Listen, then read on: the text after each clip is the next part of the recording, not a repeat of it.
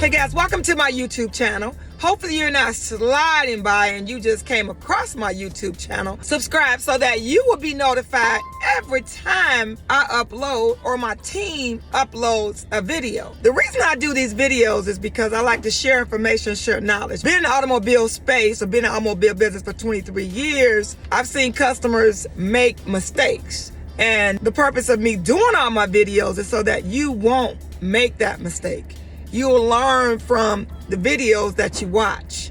You'll learn from everybody else's mistakes instead of learning from your own mistakes. I've seen a lot in this automotive space for 23 years. Meaning, I've seen customers lease vehicles and know that was the payment they could afford, but know that when they turned their vehicle in, they were going to be over their mileage. And they didn't pay their fee or their bill from the leasing company. Therefore, they said they didn't realize that after the lease was turned in, they didn't know they had to pay the bill. Yeah, right.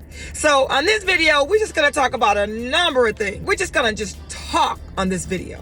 Just things that's coming to my mind that customers have made mistakes over the years. So I just want to just talk so that you will learn from this video and that you won't make this mistake. If you lease a car, you have a certain amount of miles that you drive per year. At General Motors, GM Financial, that's our main leasing company now, even though we have LI too. You have 10,000, 12,000, 15,000 miles a year. Now, those are the miles that you are allowed to drive per year. So if you got 10,000 miles a year, if you do a 3-year lease, you have 30,000 miles total. So when you turn your vehicle in, you need to turn your vehicle in with 30,000 miles or less.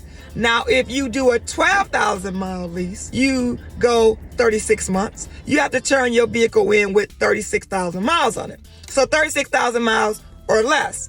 And if you do a 15,000 miles a year lease, you turn your vehicle in 3 years, you have to have a total of 45,000 miles or less on your vehicle. What happens if you go over your mileage?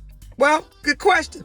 I'm glad you asked. So if you go over your mileage, you'll be charged 25 cents a mile.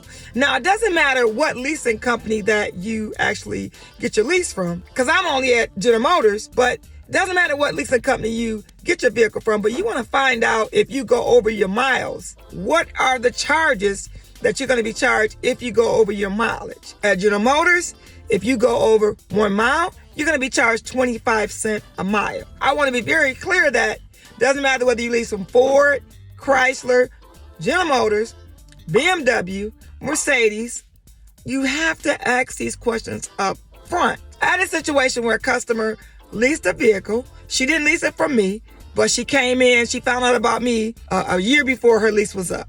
And she said, Regina, my lease is up. I want to get another General Motors product. I want to get another Chevy. I know I didn't get the first Chevy from you, but I want to get a Chevy from you. And I said, okay, no problem. So on her contract, she knew that she had to turn the vehicle in with 45,000 miles or less. When she arrived at the dealership, her vehicle had 62,000 miles on her vehicle. And she said, I knew I had a 45,000 mile lease, but I wasn't sure of the cost. 25 cents a mile. She didn't know it cost 25 cents a mile. Said it twice. So I said, what do you want to do? You want to buy your vehicle or do you want to get into another lease? And the reason I asked her was, did she want to buy her lease out? Because if she bought her lease out, then we're going to look at her contract. Well, we looked at her contract and there's a set price that she's going to pay for the vehicle. So by the time when she signed her contract in the beginning, on her contract is a set price that she's going to buy for this vehicle. No matter how many miles are going to be on the vehicle. That's the set price she's going to pay for the vehicle. 60,000 miles on her vehicle. We did an application on her. We put her credit, but we had to find out what the vehicle was worth. My finance manager had to come up with a value, today's market, on what that vehicle was worth back then, and found out that her vehicle was not worth her residual value that was set in stone when she signed her lease agreement. She said, Regina, what should I do? Because I want to buy my vehicle because I don't want to be charged for the miles. And I said, well, 2 things we can do. Do you have any money to be able to put down on this vehicle to buy it? So I'm going to give you an example. I'm just giving an example because I don't remember what exactly the buyout price was. But her buyout price, if it was $25,000, that was the residual value. The car was only worth $22,000. People don't really look at that. The financial institutions are only going to lend maybe 115% of the book value of the car, whatever that number is. She said, well, Regina, you know, my credit is poor. You know, I only have a 540. You know, when I leased my car, I had a 700. And I said, well, you're not going to get the value. You're not going to be able to finance this vehicle because of your credit. Well, we did look at it. It was like, okay, Regina, I got to get into another vehicle. I can't lease now because of my credit score. It was 540. It was almost 700 before. Now, what do? I said, well, you have no choice but to buy a vehicle. Turning the vehicle in because she could not buy the vehicle because of credit, because of the value. She's going to get a bill for the balance that she owes to GM Financial. And take 25% a mile times, she had 45,000 miles on the contract. I think a vehicle has 62,000 miles on it. So do the math. 25 cents times all those miles. That's what she's going to get a bill for. And she's going to be expected to pay that. She said, Regina, I'm not going to be able to pay that. I listened to her. I told her, I said, you know what? You need to get on a payment arrangement with that particular lender, finance company, leasing company, GM Financial. Doesn't matter. Get a payment arrangement. And she said, why, Regina? I'm going to get into this used car that you're going to put me into. Why should I make payment arrangements?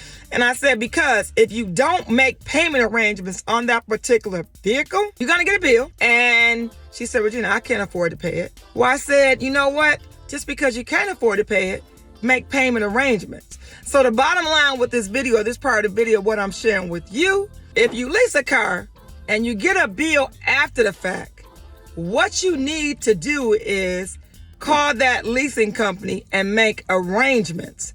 Make arrangements on your bill. Because if you don't, or if you can't afford to, what's going to happen is you're going to get a charge off on your credit report for that particular vehicle. If you owe the leasing company $10,000 and you don't pay or you don't make arrangements with them, by the time you go buy another car, it's going to be charged off on your credit report. And that's going to affect you getting into another vehicle. And I'm telling you this is because I've seen it all the time with my customers. They say, you know what, I can't afford to pay for the damage on my vehicle. It got in an accident, or because I didn't have any insurance, or I'm over the miles, and they get a bill. Whether it's for $20, $1,000, $10,000, $5,000, if you do not pay that leasing company, doesn't matter whether it's GM Financial, Ford, Chrysler, they're going to put that as a charge up on your credit report. And by the time you go get another car, you get your car maybe before that car shows up.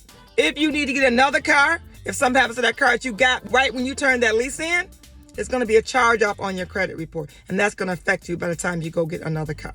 I will see you on the next video. And thanks for passing through, or thanks for subscribing to my channel, or thanks for being part of the community.